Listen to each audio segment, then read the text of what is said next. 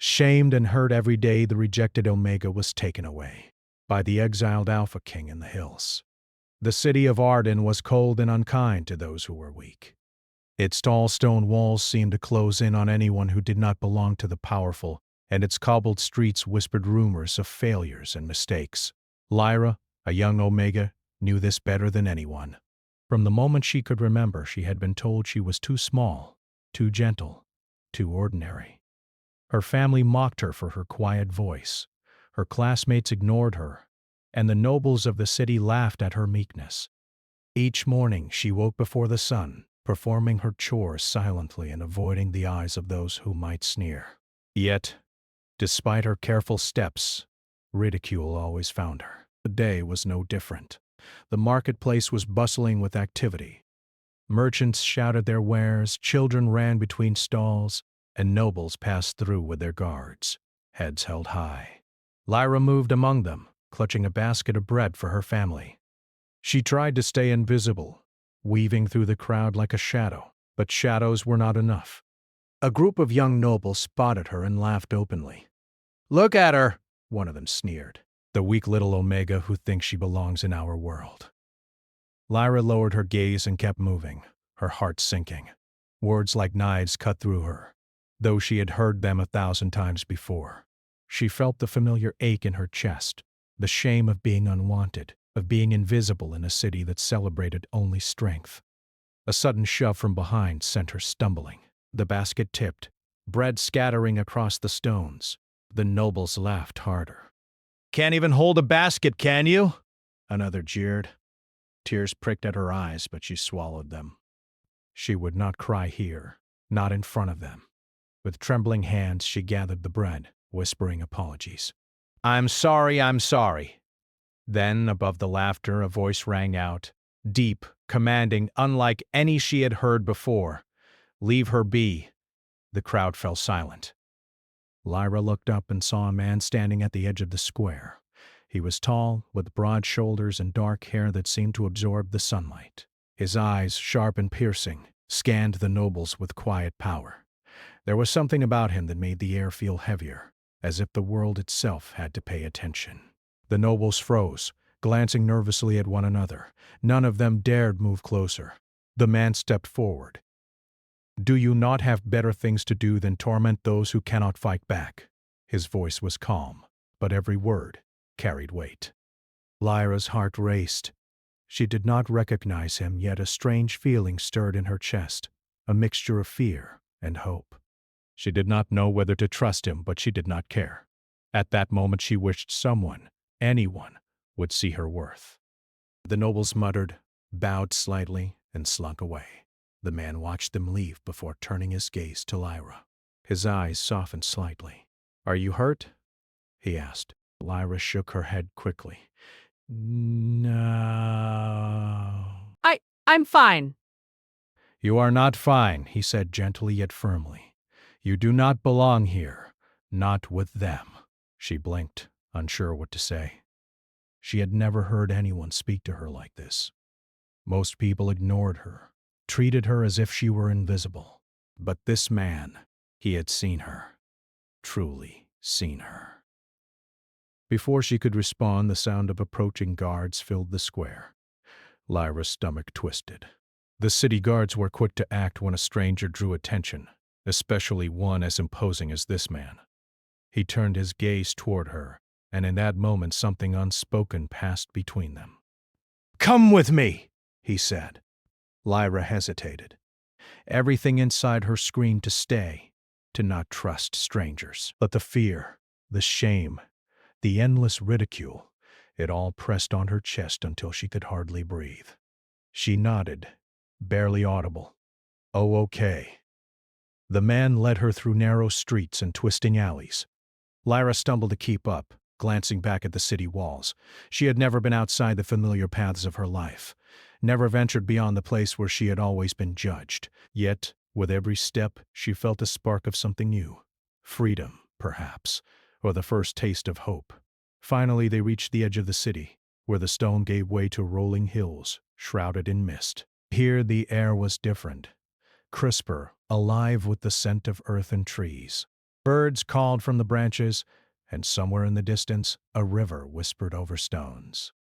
The man stopped and looked at her. "You are safe here," he said. "But I must warn you, the world outside does not forgive weakness. You will have to learn to be strong." Lyra swallowed hard. Strength had always seemed impossible, a distant dream she could never reach. I don't know if I can," she admitted, her voice barely more than a whisper. He studied her for a long moment. "Strength is not just in muscle or magic," he said finally. "It is in your heart. It is in the courage to rise when the world pushes you down. I see that courage in you, even if you cannot yet." Lyra felt a flicker of something she had never felt before. Pride, perhaps, or the stirrings of self-belief. She wanted to believe him, to trust that maybe she was not as worthless as the city had always said. As night fell, he led her to a hidden path up into the hills. They moved through dense forests, the moonlight spilling through the branches. Lyra shivered, not from cold, but from the thrill of escaping the world that had always crushed her.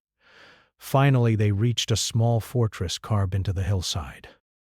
Its walls were rough stone, overgrown with ivy, yet it radiated strength. Torches burned at the entrance, casting flickering shadows. "This is my home," he said. "It is safe. Here you will be free to learn, to grow, and to discover the power that lies within you." Lyra stepped inside, her eyes wide. The interior was simple but warm, filled with books, weapons, and strange artifacts that glowed faintly in the dim light. She could feel the magic in the air, subtle but alive, as if the walls themselves were aware of her presence. The man, whose name she learned was Kael, led her to a small room with a bed and a writing desk. "You will rest here," he said. "Tomorrow we begin your training. But for now, you should sleep. You have been through much." Lyra sank onto the bed, exhausted and overwhelmed. Her heart still raced, caught between fear and awe. She could hardly believe she had escaped the city, that she had been taken from the place where she was always shamed and hurt. And yet she could not ignore the questions swirling in her mind. Who was this man? Why had he chosen her?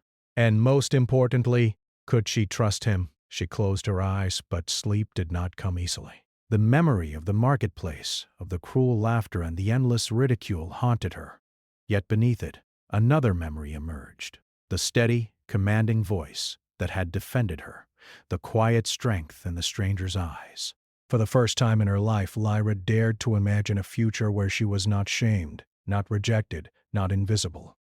A future where she had a place, a purpose, and perhaps even someone who cared for her, not as a weak Omega, but as a person worthy of respect and love.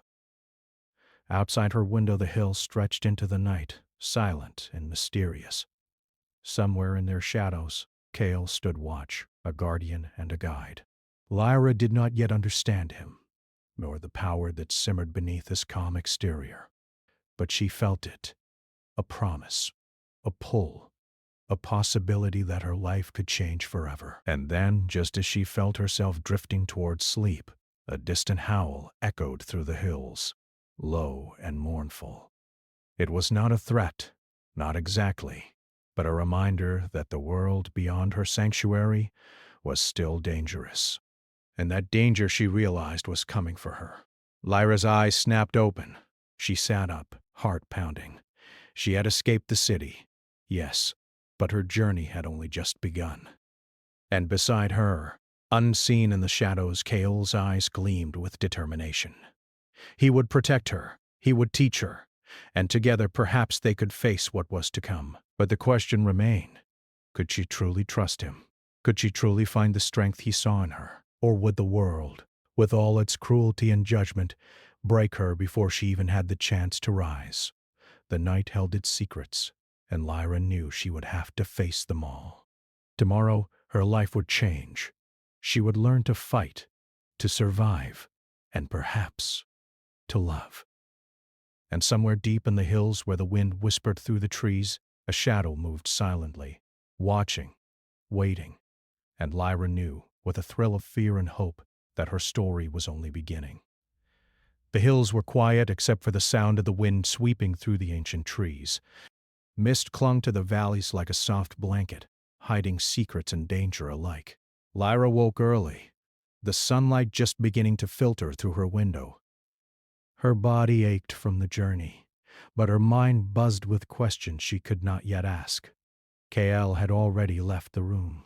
She could hear his boots crunching over the stone floor, a rhythm that was both intimidating and comforting.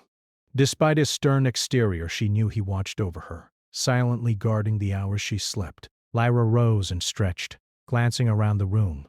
The fortress was unlike anything she had ever seen. Walls lined with old books, shelves filled with strange tools and glowing artifacts, and a small hearth that filled the room with warmth.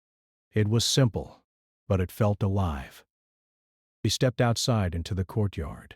Morning mist curled around her feet, and the hills rose like silent guardians on all sides. Kale appeared from the trees, tall and imposing, his dark eyes watching her with a strange intensity. "Good morning," he said. His voice was low but steady, carrying authority without harshness. Lyra swallowed. "Good morning, Kale," he nodded. "Today, we begin. Not with weapons, not with spells, but with understanding. You must understand your strength before you can wield it." Lyra frowned. "My strength? I don't even know where to begin." Kale's eyes softened slightly. "Most people don't. Strength begins in the mind, in the heart, in the courage to face what frightens you most. You have endured cruelty your entire life, Lyra. That endurance, your ability to survive, is the beginning of power." She blinked, unsure what to say. It sounded simple, yet impossible. She had spent years believing she was weak. Now, for the first time, someone told her she might be strong.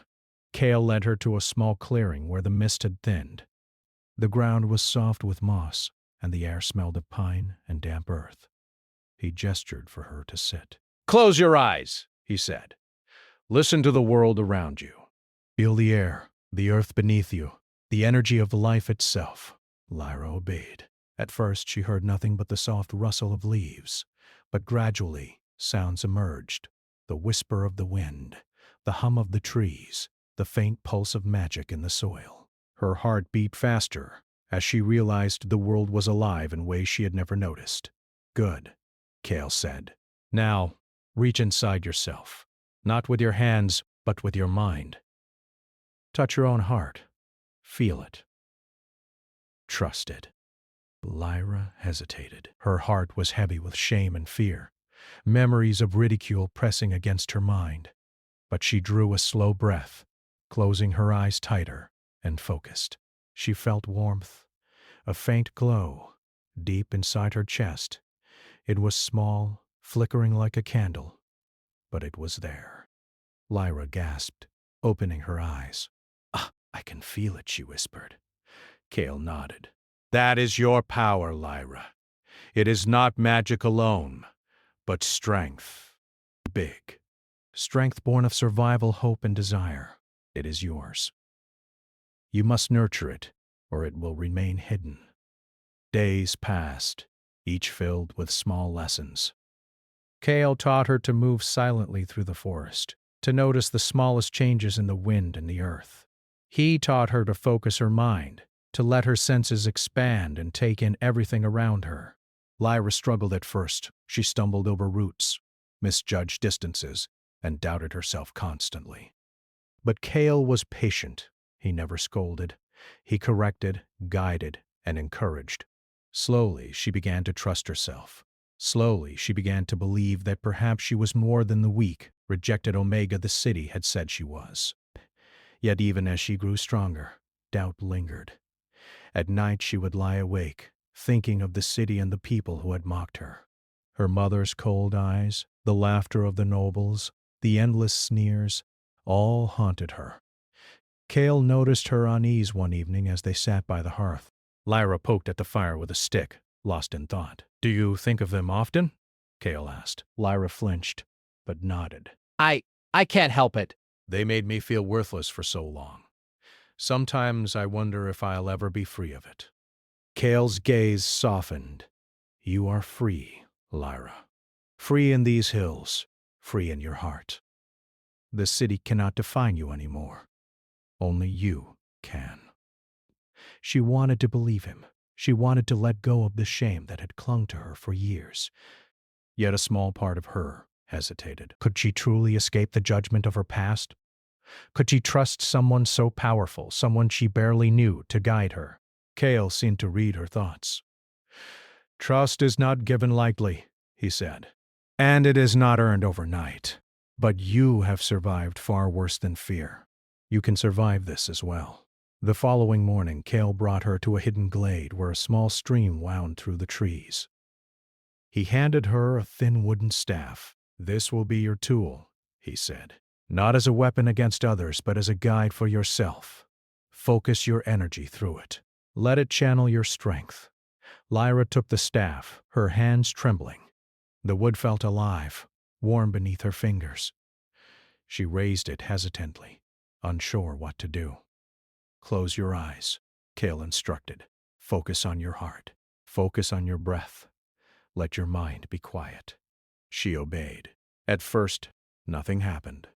Her frustration grew. I can't. I'm not doing it right, she said, lowering the staff. Cale shook his head. You are doing it. The flicker of power you felt before, it is still there. You only need to trust it. Lyra took a deep breath, centering herself. She felt the warmth inside her again, stronger now, more certain.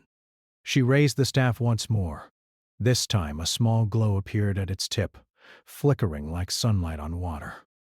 Her eyes widened. I did it, she whispered. Cale nodded, a rare smile crossing his face. Yes. You did, and this is only the beginning. As days turned into weeks, Lyra's confidence grew. She learned to control her power, to sense danger before it arrived, and to move with grace and precision through the hills. Cale watched her progress with quiet pride, never interfering unless necessary. Yet, even as she trained, shadows from her past crept closer. One afternoon, a group of city guards appeared at the edge of the hills, their armor glinting in the sun. Lyra froze, fear twisting her stomach. Cale's eyes narrowed. They have come for you, he said calmly, though his muscles tensed. Do not be afraid. You are stronger than they know, and I will not let them take you. Lyra's heart raced. She had never imagined such a confrontation. The city that had rejected her, humiliated her, and controlled her life had sent soldiers to drag her back. And now, here they were, at the edge of her sanctuary. Cale moved closer to her, placing a hand on her shoulder. Remember what you have learned, he said.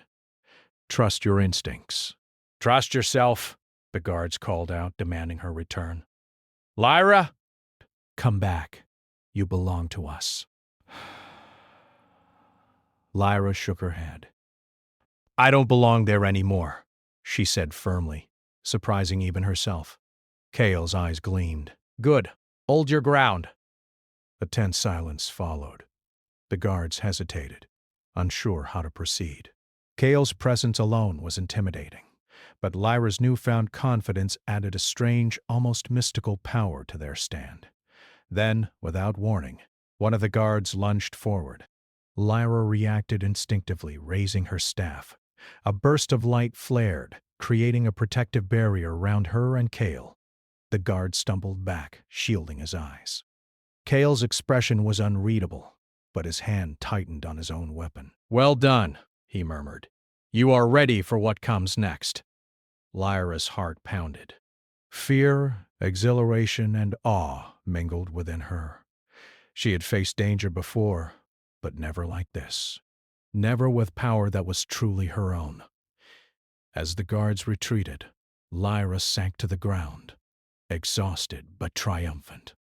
Cale knelt beside her, placing a reassuring hand on her shoulder. You are stronger than you know, Lyra. Never doubt that again. She looked up at him, her eyes shining. Thank you for believing in me. Cale's gaze softened, a rare vulnerability showing in his eyes. It is not just I who must believe. You must believe in yourself, above all else. That night, as Lyra lay in her small room, she thought of the city and the people who had shamed her. She realized they no longer held power over her. She was no longer the weak, rejected Omega. She was someone with strength, with courage, with a purpose. And yet, despite her progress, a small unease lingered. The city would not forget her defiance, and the threat of those who sought to control her still loomed. But for the first time, Lyra felt ready to face whatever came next. Ready to trust Cale, even as she wondered about the secrets he kept in his own past. And ready, perhaps, to discover what it meant to feel valued, protected, and even cherished. Outside, the hills stretched into the night, mysterious and wild. Somewhere in their shadows, danger waited.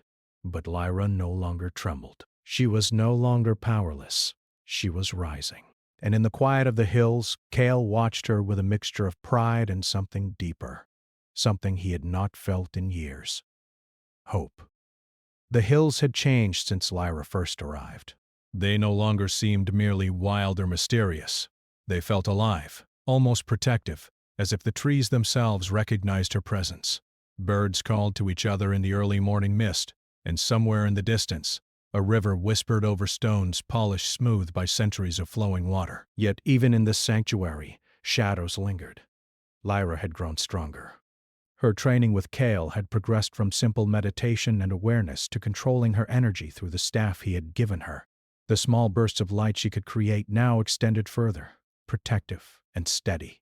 She could sense movement before it happened, hear the rustle of branches before someone, or something, entered the clearing. But with power came responsibility, and with responsibility came fear. Fear that she might not be ready. Fear that the city would not forgive her defiance. Cale stood beside her one morning watching as she practiced moving through the misty forest, staff in hand. "You are improving," he said. His voice carried both approval and caution. "But strength alone is not enough. You must understand who you are and why you fight. Only then will your power be complete." Lyra paused, breathing heavily. I know why I fight," she said. "I want to be free. I don't want to be worthless anymore." Cale's eyes softened. "Freedom is not just escaping chains, Lyra. It is knowing you have the right to exist, to grow, to live without fear. You have that right. Do not forget it." As the sun climbed higher, they continued their training, moving silently through the hills. Lyra felt her confidence growing with every step, every controlled burst of energy, every precise movement. She was no longer the timid, rejected Omega she had been in the city. She was becoming someone new, someone capable of facing danger, someone who could stand beside Cale, not behind him. But life rarely allowed peace for long. Late one evening, as the sun dipped below the horizon and the hills were painted in hues of golden shadow, a messenger arrived. He came from the city, riding fast, the urgency in his eyes unmistakable. Lyra's heart sank as Cale read the message. "The Alpha. He knows you are here," Cale said quietly, his jaw tightening. "He will not forgive your escape. He will come for you, and he will send others if he cannot take you himself." Lyra felt a cold wave of fear wash over her. She had been preparing for this moment, training to protect herself, but the thought of the city's cruelty reaching her sanctuary sent a shiver down her spine. "We must act," Cale continued. "We cannot wait for them to find us. You are ready, Lyra, but you must trust your instincts. And you must trust me." She nodded, swallowing her fear. She had learned to trust Cale in ways she had never trusted anyone before. His strength, his guidance, and his belief in her gave her courage. "I trust you," she said softly. Cale studied her, a rare vulnerability showing in his eyes. "Good, because the road ahead will be dangerous." Over the next days they prepared. Lyra's training became more intense, more focused on applying her abilities in real situations. Cale taught her not only to defend herself but to anticipate threats, to read movement and intention, and to act without hesitation. One afternoon they practiced near a clearing when Lyra sensed something in the mist. Her heart leapt. "Someone is coming," she whispered, gripping her staff tighter. Cale's eyes narrowed. "Stay calm. Breathe. Focus." A group of figures emerged from the shadows, 5 men clad in armor, clearly skilled and experienced. They were not mere city guards. They were trained enforcers, sent to capture her. Lyra felt a wave of fear, but it did not overwhelm her. She raised her staff, and a protective glow spread around her. The men hesitated, their eyes widening as they saw her power. Kael stepped forward, standing beside her.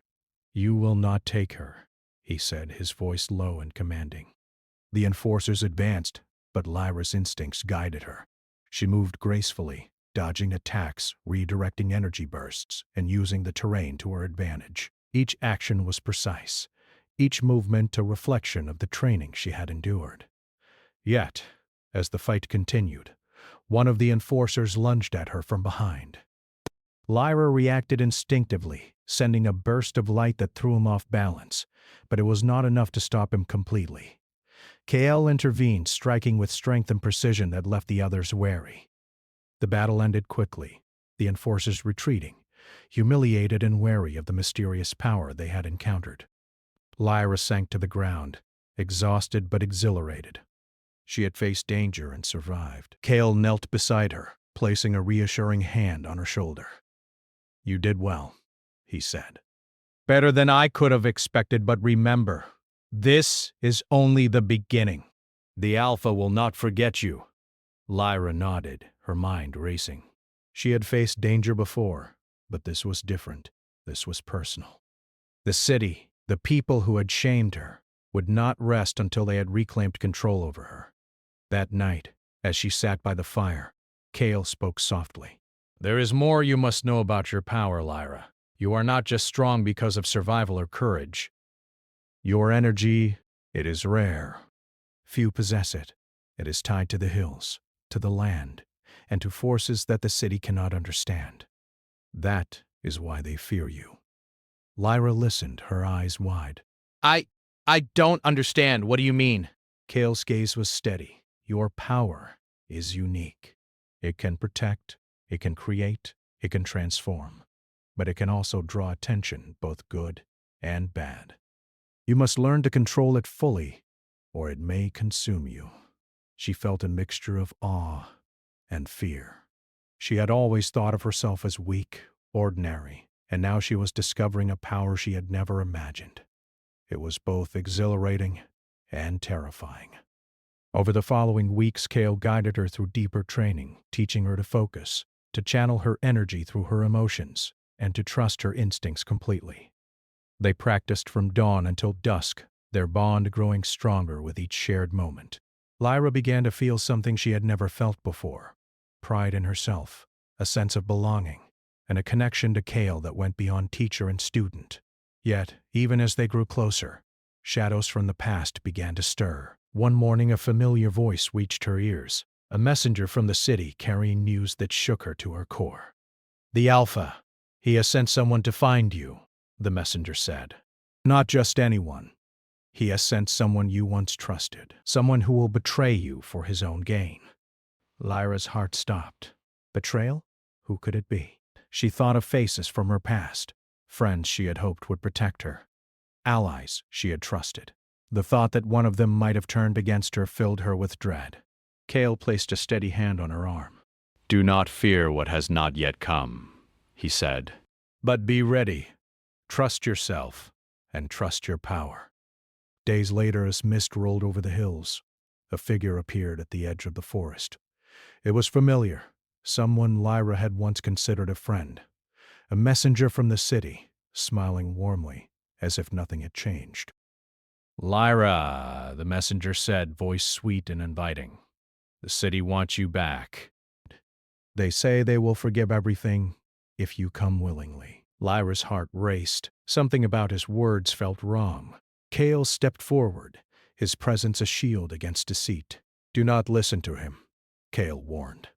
"He does not speak the truth. He will try to manipulate you, to lure you back to a place where you were never safe." The messenger's smile faltered slightly, but he did not retreat. "I only wish to help," he insisted. Lyra narrowed her eyes. She had been fooled by kindness before, and she would not be again. Trust was no longer given freely. It had to be earned, and Kale had shown her that. She planted her feet firmly, raising her staff. A soft glow surrounded her, protective and strong. "I am not going back," she said, voice steady. "I will not be the weak, rejected Omega the city says I am. I am stronger than you know."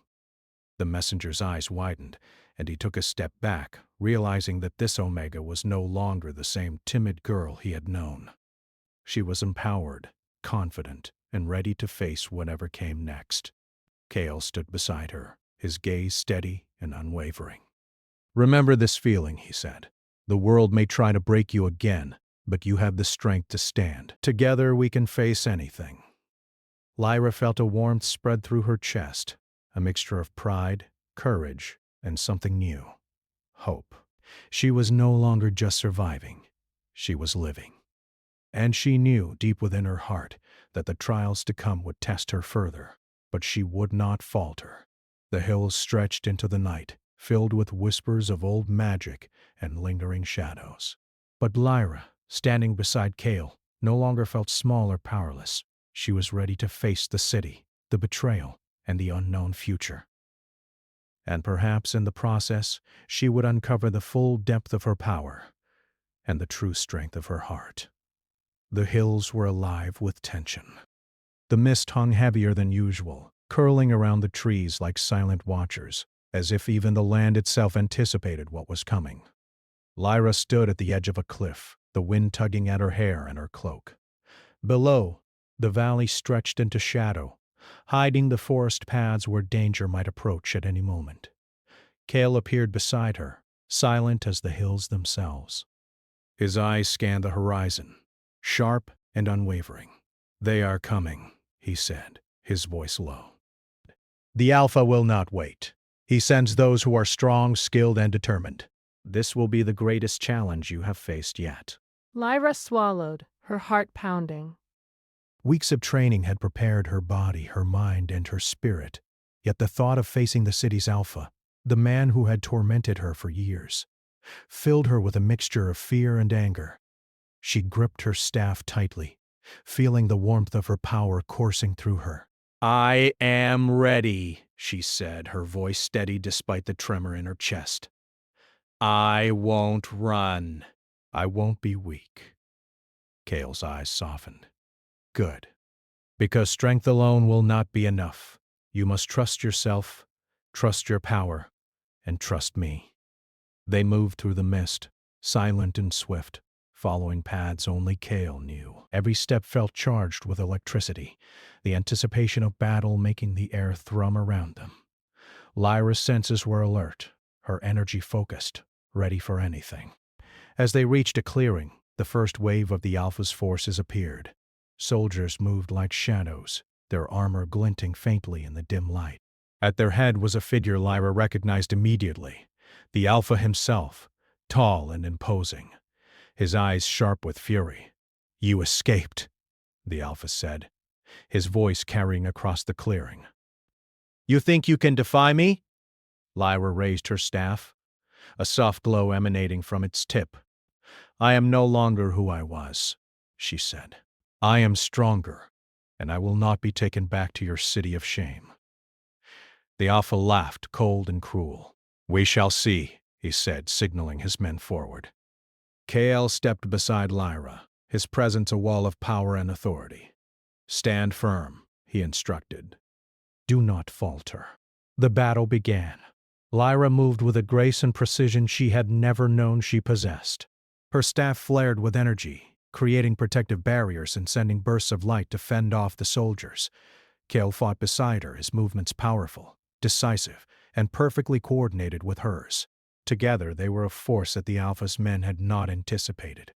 Despite the chaos, Lyra kept her focus. She felt every movement, every breath of wind, every heartbeat of the earth beneath her. Her power flowed through her, responding to her emotions and intentions. She was not just defending herself, she was shaping the battle, guiding it, controlling it. The Alpha advanced, his eyes locked on her. Lyra's heart pounded as she faced him. He was everything she had feared, but also everything she had trained to confront. She raised her staff, the light flaring brighter than before. "You will not control me," she shouted, stepping forward. The alpha struck, fast and powerful. Lyra reacted instinctively, sending a burst of energy that collided with his strike. The force threw both of them back, and Lyra stumbled, heart racing. But she did not fall. She rose, stronger than before, the glow from her staff steady and unwavering. Cale joined her, his hand on her shoulder. "Trust yourself," he said. "You are stronger than he knows. Believe it." Lyra nodded, closing her eyes for a moment. She felt the warmth of her power, the strength of the hills around her, and the bond with Cale beside her. When she opened her eyes, they shone with determination. The alpha lunged again, but this time, Lyra met him head-on. She moved with purpose, her energy guiding every step, every strike. The glow from her staff expanded, creating a protective barrier around both her and Cale. The alpha's men faltered, unsure how to respond to the unexpected power. Cale attacked with precision, forcing the soldiers back, clearing a path for Lyra to focus on the alpha. Together they were unstoppable. Lyra realized something new. She was not just fighting for herself. She was fighting for freedom, for justice, and for the right to live without shame. The alpha faltered, realizing that Lyra was no longer the timid, powerless Omega he had once dismissed. She had grown, transformed, and risen above the chains of her past. You are not the same," he said, disbelief in his voice. "No," Lyra said firmly. "I am not. I am free." With a final surge of energy, Lyra sent a wave of light toward the alpha, forcing him to retreat. His soldiers, seeing their leader falter, began to scatter, leaving the clearing in silence. Lyra sank to her knees, exhausted but triumphant. Cale knelt beside her, placing a steadying hand on her shoulder. "You did it," he said, his voice filled with pride.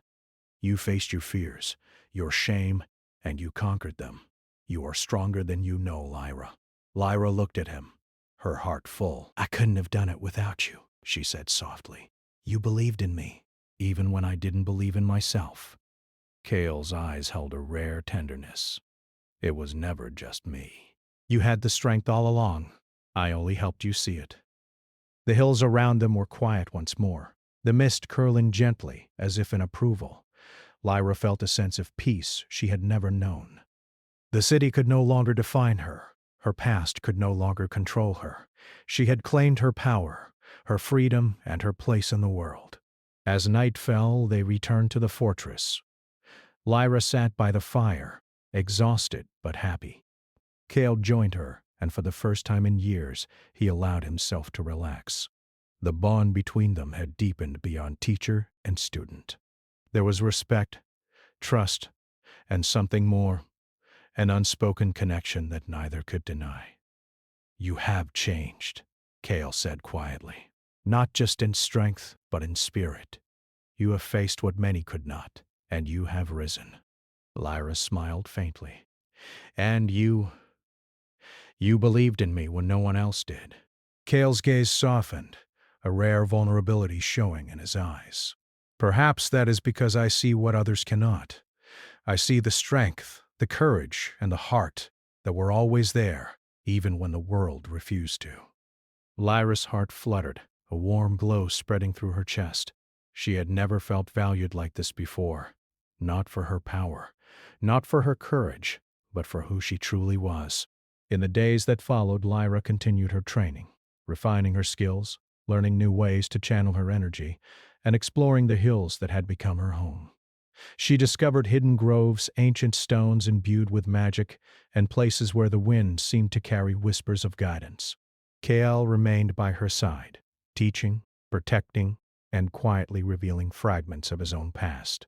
He spoke of the betrayal that had exiled him, the throne he had lost, and the mistakes he had made. Draven listened, realizing that he too had endured shame, loss, and rejection, and yet he had risen, just as she had. One evening, as the sun set behind the hills, painting the sky in shades of gold and crimson, Cale and Lyra stood together on the highest peak. The wind swept around them, carrying the scent of pine and earth. We have both been broken, Kale said softly. But here we are whole. Lyra looked at him, her eyes shining. Together, she whispered. He nodded, taking her hand in his. Together, whatever comes next, we face it as one. For the first time in her life, Lyra felt truly free.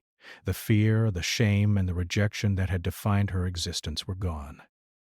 In their place was strength, courage, and a bond that could not be broken. She had found her power, her voice, and her heart. The hills stretched endlessly before them, mysterious and wild, but Lyra no longer felt small or powerless. She was ready for the future, whatever it held. And as the stars emerged in the night sky, glimmering like distant fires, Lyra knew that she had found her true home, not just in the hills, but in the heart of someone who saw her for who she truly was. Kale squeezed her hand gently, a silent promise that they would face whatever came together. Lyra leaned into him, feeling safe, strong, and alive. The city could no longer touch her. Her past could no longer define her. She had risen from shame, from rejection, and from fear. She was whole. She was free.